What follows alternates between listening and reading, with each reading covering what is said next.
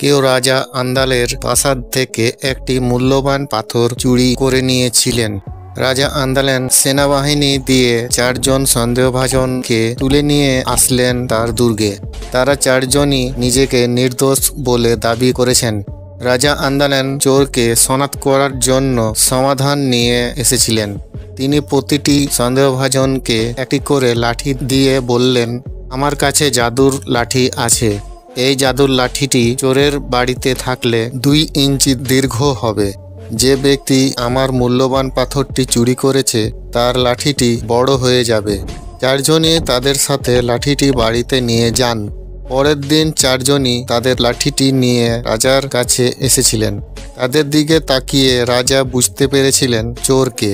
আপনি কি অনুমান করতে পারলেন কে চোর?